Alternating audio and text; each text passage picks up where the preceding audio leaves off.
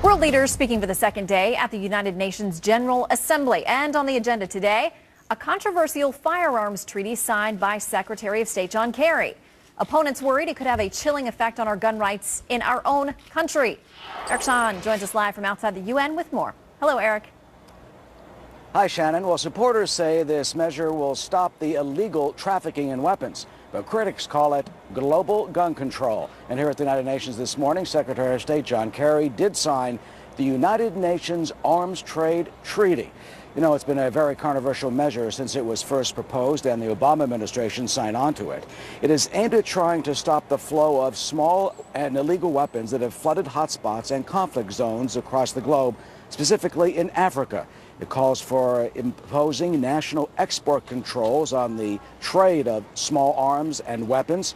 In signing the treaty, the Secretary of State addressed American concerns that it would violate potentially the Second Amendment or impinge on American sovereignty and gun rights.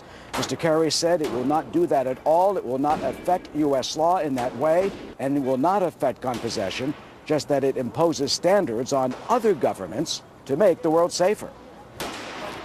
This is about keeping weapons out of the hands of terrorists and rogue actors.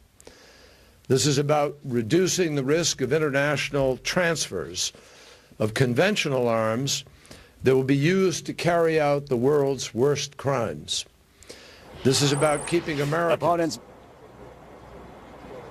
Opponents blasted. The NRA says, quote, the Obama administration is once again demonstrating its contempt for our fundamental individual right to keep and bear arms. This treaty threatens individual firearm ownership with an invasive registration scheme.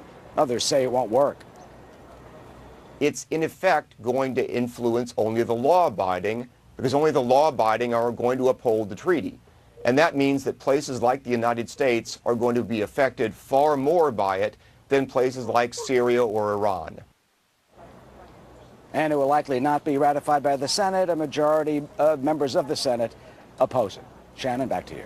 All right, Eric, we're going to debate that a little bit later on, what it really means. Thank you for your reports.